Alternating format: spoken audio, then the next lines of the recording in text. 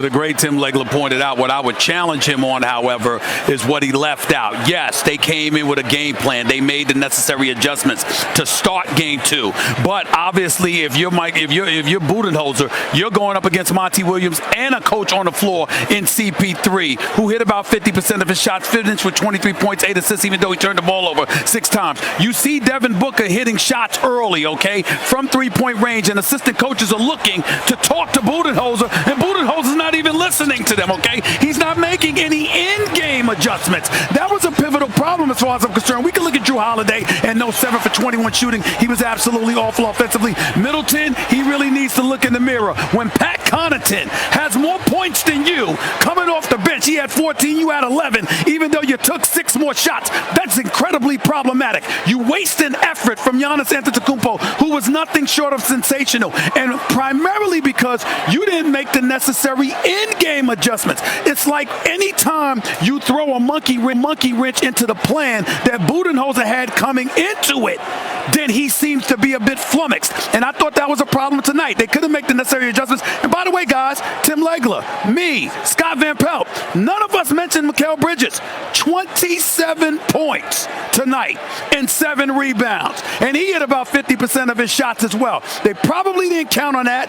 That hurt him, but they let Devin Booker get off early, find his rhythm, find his groove. They did very little about that until it really mattered most. And at the end of the day, it cost them. Well, Bridges is going to have an opportunity to be talked about, as he will join us here momentarily off a spectacular performance. And I wonder, Tim, as you hear Stephen A. describe the adjustments that Budenholzer made to start but didn't make here, it's a make-miss league. I mean, I feel like the Bucks played awfully good defense, but they got chasing, and that one sequence we showed on 10 passes, I don't know how they could have been any better. Yeah, to Stephen A's point, and he's right about this, when they go watch the film tomorrow, if there is one thing that they never really adjusted to, was an overcommitment to dribble penetration.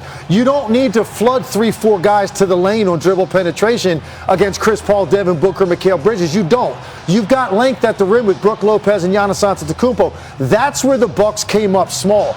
Too many guys flooding to the paint, and watch how many times in this game you'd have a drive from the right wing and a kick to the left corner because they're floating to the corner off of that penetration. Right. Mike Budenholzer actually said it at his end of quarter interview. If there's one thing I saw in the first quarter, I think we're over-helping on penetration. They never really adjusted to that. Right. This is a team that 16 made threes through 3 quarters, had 4 more in the fourth. That really put the game away with some real daggers when the Bucks made it close. Stephen A., you and I, we made a mistake a couple of years ago. With this Bucks team, they had a 2-0 series lead on Toronto. And you and I, on this show, we used the term wrap. We were incorrect. I'm not asking you if this is a wrap, but based on what you've seen in these 2 games in Phoenix, what would have to happen for you to believe that something other than the Suns winning 2 more games in this series is going to happen?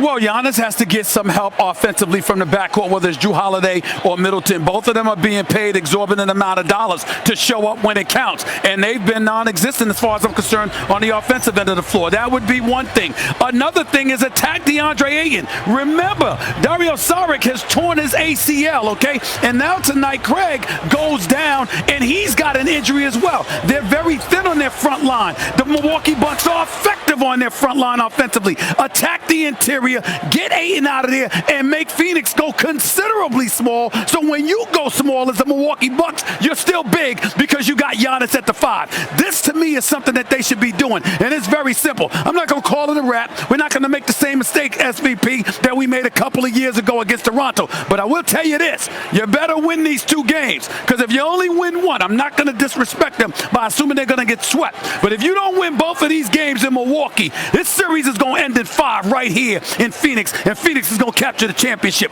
Milwaukee's got to go back. They got to win both games. They got to stop worrying about sending out petitions to keep people like me from coming to town. And instead, what they need to do is put forth the petitions against their coach and players and say, rise to the occasion and get it done, because we got a lot on the line here. They've got to play better. They've got to play better defensively, and your guards, who are making a lot of money in Drew Holiday and Middleton, who Both can play the game. They're not scrubs. You got to show up, and Giannis shouldn't have to be on the sideline imploring you to step it up. You should know automatically that's what you're supposed to be doing. It's the damn finals. It's the NBA finals. This ain't a regular season game. It's on the line. They got to show up.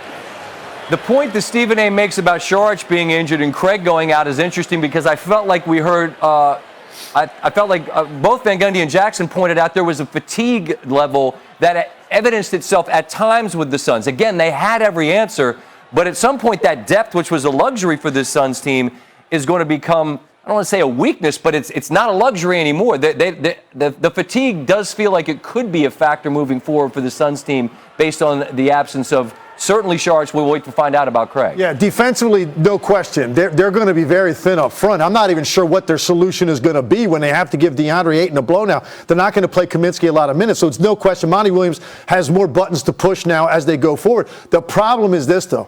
When you look at the Suns' role players, and you look at a guy like Bridges, who is a role player on this team, has 27 points. The reason that these guys have these kind of nights is because the ball is shared to such an extent that the looks that they get, the quality of the shots that they take, they always stay in their lane, and it just makes guys play with an enormous amount of confidence and comfort zone. They don't have to try to do anything outside of themselves. And Bridges was pretty good tonight putting the ball on the floor, which he normally doesn't do. But it all stems from the fact that their role players are confident because Chris Paul and Devin Booker are controlling the game. Those guys are going to get great opportunities. And right now they're capitalizing, and the Bucks stars are not playing well. Tim Legler, we'll get more from you a little bit later. Stephen A. Smith, quickly, going to get to Coach Bud. Go ahead, quickly, Stephen A. I just wanted to chime in with what Tim Legler just pointed out that Phoenix does offensively, Milwaukee's not doing. They're not sharing the basketball. They're not trusting one another. They're not creating a lot of movement without the basketball, which is making it easier for Phoenix to defend them even when they're shorthanded because you're not challenging them. That's the problem. Outscored by 33 from three. That's going to be a hard math equation to make up for. You start the day early and you stay up late. First take coming in the morning, Stephen A. As always, the time's appreciated, my friend. My man. See y'all later. All right. Stephen A. Smith, Tim Legler. Thanks, Tim. You'll be back in a minute. Coach Bud with thoughts on falling in this 0-2 hole. You always give credit to the defense. Those guys, do a good job. And there's probably a few looks that I think that they got to go in. When you're playing against a good defensive team, you get a good, clean one. Drew was getting to the paint a lot. I liked his aggressiveness. So, I think we need all three of those guys. And, I think they just keep working. They'll come good. Michael Wilbon and Stephen A. Smith join us in tandem to break it down. So, guys, let's start with your biggest takeaway from the game. Mike, you go first. What did you see? I think my takeaway is the Phoenix Suns are just better. I'm not going to say the series is over. I'm not going there when the game hasn't been played in the other site. Right. The Suns are better. They're just a better team. They're better in terms of chemistry and their ability to work together. I mean, those 20 made threes stand out of 40 shots from three. It's just beautiful. The passing, the chemistry they have, the way it's orchestrated. And Milwaukee doesn't make the necessary adjustments to thwart that. Something extraordinary has to happen to change this series because the Suns are better. You agree? We've seen that now. Let me tell you this. Let me simplify it. Monty Williams has been a better coach this series. Question. CP3 is a better floor general than anybody Milwaukee has. Yep. And they have better perimeter shooters, a better collection of perimeter shooters. Now let's get to the Milwaukee side. Clearly you need to attack on the interior. They weren't doing that enough. You're not making your outside shots.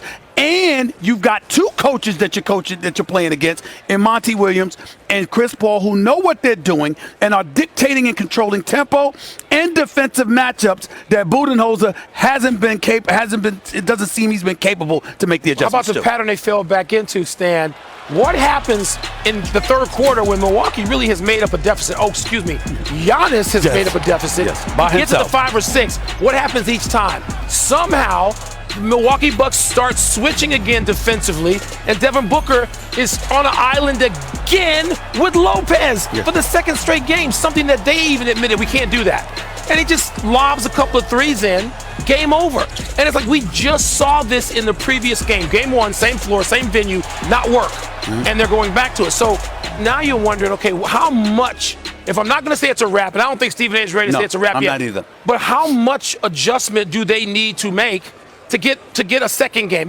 One game you would think they're going to go home on Sunday and they're going to play with a world of energy and focus. Right. But can they get a second game in this series? It's something that's important to say. Number one, you better win both games at home, because if you only win one and you come back here for game 5, this ain't the Clippers. You ain't going back to Milwaukee. You're going to lose this series in 5 games. But the most important thing, I would say this, and Mike Wilbon and myself, I think is accurate when I'm speaking for you. Nobody's advocating a coach being fired or anything like that. You're in the finals for crying out loud. But what we are saying is this. When you win the playoffs, Budenholzer came into this postseason on the hot seat.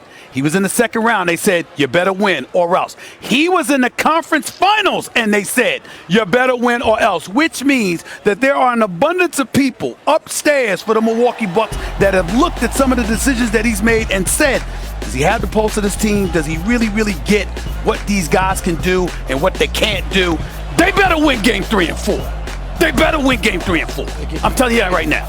Better get game 3 and have the proper adjustments. Look, they have an extra day. Yeah. Maybe there's something to figure out. We've seen series change, but there's nothing about the way the Phoenix Suns are playing that says they're going to be on the wrong end of that change. Yeah. You know how I know I'm dealing with superior broadcast talent here?